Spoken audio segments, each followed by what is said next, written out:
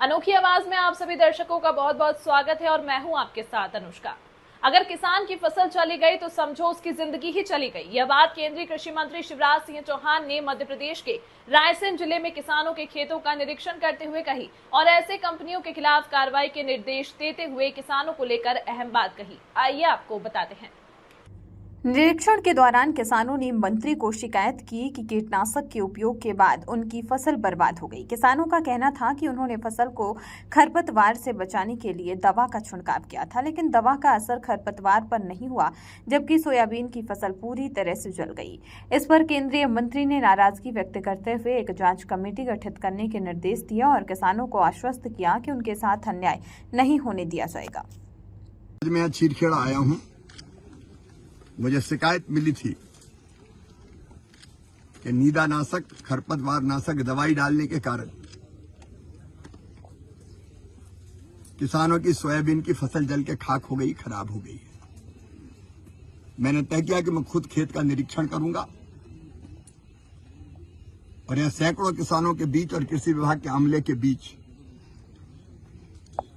आज खेत का निरीक्षण किया।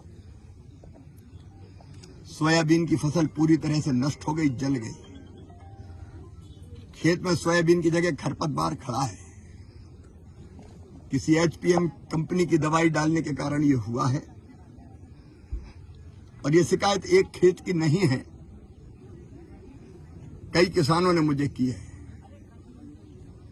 एक उच्च स्तरीय वैज्ञानिकों का दल इन खेतों का निरीक्षण करेगा और जिस कंपनी ने ऐसी दवाई दी किसानों को जिससे किसान तबाह हो गए,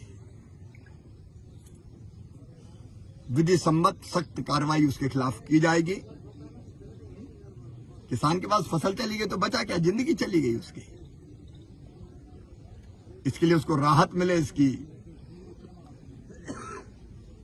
व्यवस्था करने में कोई कसर नहीं छोड़ेगी और कंपनी को ही करना चाहिए। अभी मैंने एक प्रतिवेदन देखा, मुझे बताया केवीके रायसेन के किसी वैज्ञानिक ने जो प्रतिवेदन दिया है वो सही नहीं है।